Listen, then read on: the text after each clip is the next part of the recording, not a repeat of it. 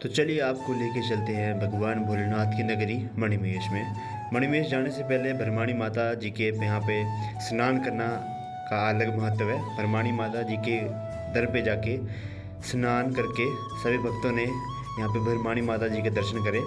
तो भरमाणी माता माना जाता है कि भगवान भोलेनाथ जी की सिस्टर हैं और सभी हमारे भक्तजन भगवान भोलेनाथ की बहन भरमाणी माता जी के दर्शन करने के लिए जुटे हुए थे।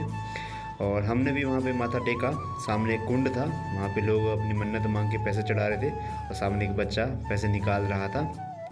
तो भरमाणी माता से जैसे ही हमने माथा टेका, उसके बाद हमने अपनी यात्रा को आगे बढ़ा दिया हड़सर की तरफ। हड़सर पहुँच के हमने अपनी यात्रा को आरंभ कर दिया मणिमहेश कैलाश यात्रा के लिए। यहाँ से लगभग 15 से 17 किलोमीटर तक पैदल चढ़ाई का रास्ता है और यहाँ पर भगवान भोलेनाथ जी के कैलाश पर्वत के दर्शन साक्षात रूप में करे जाते हैं। रास्ता काफ़ी दुर्गम था, तो भगवान भोलेनाथ जी के जयकारे लगाते लगाते सारे श्रद्धालु आगे आगे बढ़ रहे थे। विश्राम करके हमने फिर अपनी यात्रा को आरंभ कर दिया। यात्रा में बहुत सारे श्रद्धालु हमें रास्ते में मिले। सभी भगवान भोलेनाथ जी के जयकारे लगाते लगाते आगे बढ़ रहे थे।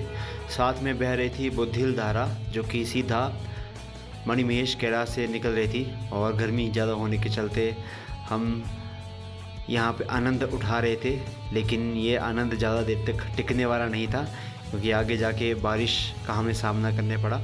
ये दो पुल थे यहाँ पे। सबसे पहला हमने पुल पार करा। लकड़ी का पुल की जगह पे अब लोहे के पुल बन चुके थे और हमने यहाँ पे अपनी आधी सफ़र तय कर लिया। जैसे हमारा आधा सफ़र तय हुआ, इस जगह का नाम था धनछो। धनछो पर पहुंचकर हमने जो लंगर की व्यवस्था यहाँ पे थी, तो हमने लंगर करा। जगह जगह के ऊपर आपको लंगर यहाँ पे मिल जाएंगे। लंगर खा के हमने अपनी फवारा मार्ग से होते हुए अपनी यात्रा को आगे बढ़ा दिया। बहुत सुंदर सुंदर नज़ारे देखने को मिल रहे थे।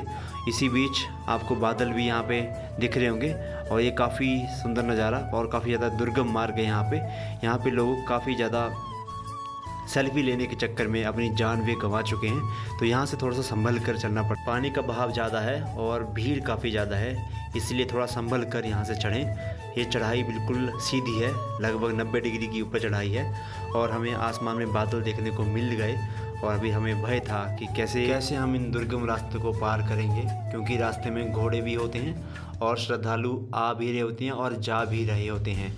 तो थोड़ा सा संभल कर चलना पड़ता है। रास्ता काफ़ी संकरा था, हल्की हल्की बारिश शुरू हो चुकी थी और जैसे जैसे बारिश हो रही थी, ऊपर चढ़ाई हो रही थी, तो ठंड भी बढ़ रही थी। फिर हम पहुँचे शिव घराट। ऐसा माना जाता है कि भगवान भोलेनाथ जी की ऐसा आटा चक्की यहाँ पर है, जिसको घराट कहते हैं। सभी कान लगा के यहाँ पे सुन रहे थे कि आवाज़ आ रही है या फिर नहीं। तो यहाँ पे कई लोगों ने जो अनाज वगैरह था वो भी चढ़ा के रखा हुआ था। फिर धीरे धीरे हमारी यात्रा पहुँच चुकी है। सुंदराष्टी की ओर चल पड़े थे हम और सामने हमें गौरी कुंड के दर्शन हो रहे थे, लेकिन जो सामने दिख रहा था, यहाँ पर पहुँचने के लिए हमें लगभग 3 घंटे का समय लग पड़ा। रास्ता काफ़ी ज़्यादा खड़ी चढ़ाई वाला था, इसलिए हम यहाँ पर थोड़ी देर विश्राम के लिए बैठ गए। बादल काफ़ी ज़्यादा हो गए थे और धुंध काफ़ी ज़्यादा छा रही थी। ये लास्ट वाला जो पॉइंट था, यहाँ पर ये सबसे ज़्यादा टफेस्ट पॉइंट है। ऑक्सीजन की मात्रा कम होती है और लोग काफ़ी ज़्यादा तेज़ी में चलने के चक्कर में यहाँ पर अपनी जान भी गंवा चुके हैं। तो इसलिए यहाँ पर थोड़ा सा संभल कर चलें, रुक कर चलें, क्योंकि यहाँ पे एक तो ठंड भी होती है और ऊपर से ऑक्सीजन की भी कमी होती है। तो यहाँ पर बहुत सुंदर सुंदर नज़ारे देखने को मिल रहे थे। लगभग हम इस टाइम समय 4500 मीटर की ऊंचाई पर थे। ये था आपका गौरी कुंड और यहाँ से सीधा दर्शन हो रहे थे भगवान भोलेनाथ जी के कैलाश पर्वत के। फिर गौरी कुंड में हमने सोचा कि रात का समय हमने गौरी कुंड में ही गुजारी। उसके बाद सुबह होते ही, अगले दिन शुरू होते ही हम चले गए ऊपर डल के लिए, जिसको मणिमहेश लेक या फिर शिव कुंड के नाम से भी जाना जाता था।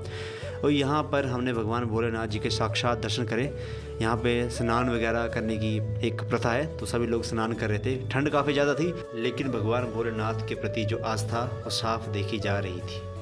तो इसी बीच हमने भी भगवान भोलेनाथ जी को जय की प्रणाम करी। बहुत ही ज़्यादा यहाँ पे भीड़ थी, लेकिन हमने समय रहते हुए अपना जो पूजा वगैरह करनी थी वो हमने करी। उसके बाद जय जयकारों से जब गूंज उठा, जब सामने भगवान भोलेनाथ जी की मणि के दर्शन हुए। कैमरे में कैद करना थोड़ा सा संभव नहीं था, लेकिन फिर भी इस टाइम भगवान भोलेनाथ जी के जयकारों से पूरे का पूरा जो शिव कुंड था वो गूंज उठा था। फिर हमने अपनी यात्रा को वापस मोड़ लिया।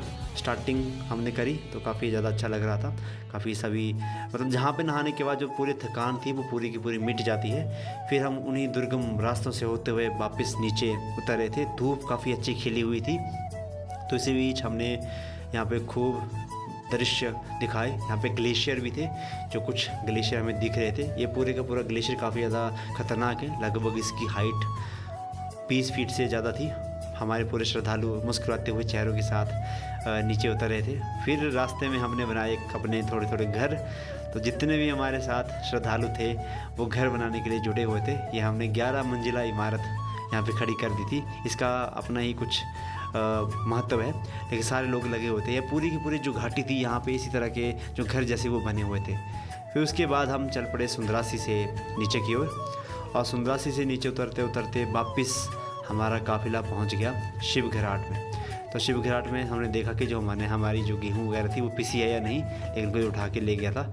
तो उसी के बीच हम जो सबसे पहला पॉइंट था यहाँ पे जो पुल क्रॉस करना था, हमने यहाँ पे पुल क्रॉस करा। फिर पुल क्रॉस करते करते उसके बाद हम चल पड़े हमारा धनचो की ओर। लेकिन रास्ते में बारिश के चलते पूरे के पूरे जो लंगर भवन थे वो पूरे भर चुके थे, और बारिश के बाद का जो मौसम था वो काफ़ी ज़्यादा दयनीय था। मतलब यहाँ पे बहुत सारे लोग फिसल रहे थे, क्योंकि नया रास्ता बना था। मिट्टी होने के कारण यहाँ पे बहुत लोगों के पैर जो है स्किट हो रहे थे। घोड़े यहाँ पे कई स्किट हुए। तो यहाँ से जब भी कोई और भी जाना चाहता हो तो प्लीज़ साथ में अपने साथ एक डंडा ज़रूर लें, ओके। और जो शूज़ हों आपके वो थोड़े से ग्रिप वाले हों। तो इसी बीच भगवान भोलेनाथ जी का जयकारा लगाते लगाते हमने अपनी यात्रा को संपन्न करा, और अभी बाकी लोग हमारे पीछे रह गए थे। हमने अपनी यात्रा को संपन्न किया भुट्टा खाते खाते। फिर हम पहुंच गए वापस हमारे हडसर की ओर। यहाँ पर 450 किलो का शिवलिंग ऊपर चढ़ाने के लिए श्रद्धालु लेके जा रहे थे। रात को हमने रुमाली रोटी बनते हुए देखी, भोजन करा, और अगले दिन सुबह हम निकल गए 84 मंदिर की ओर दर्शन करने। तो 84 मंदिर में दर्शन करने का अलग मतलब महत्व है। जब लास्ट में था तो 84 मंदिर में दर्शन करते हैं। तो इस मंदिर का निर्माण यहाँ पे एक बोर्ड जैसा लगा था, वहाँ पे लिखा था मेरू वर्मन, और एक जगह लिखा था मारू वर्मन। तो दोनों में मैं कन्फ्यूज़ हो गया, क्योंकि दोनों ही राजा अलग अलग थे। तो हमने भी भगवान जी को धूप वगैरह जलाकर भगवान भोलेनाथ जी के दर्शन करे सबसे पहले। 84 मंदिर में अलग अलग यहाँ पे मंदिर हैं।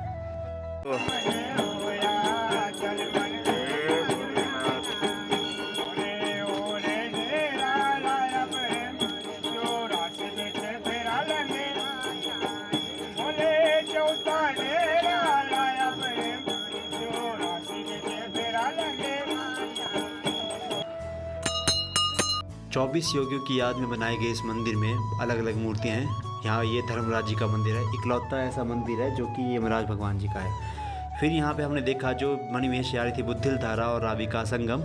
रास्ते में बहुत सुंदर सुंदर झरने थे, लेकिन रास्ता काफ़ी ज़्यादा दुर्गम था, क्योंकि रोड जगह जगह पे टूटे हुए थे। चंबा से लेके भरमौर का मार्ग काफ़ी ज़्यादा टफ था। फिर रास्ते में हमने बिच्छू बूटी तोड़ी। तो फिर बिच्छू बूटी तोड़कर हमने घर को वापस आए और हमारी यात्रा कर ली संपन्न।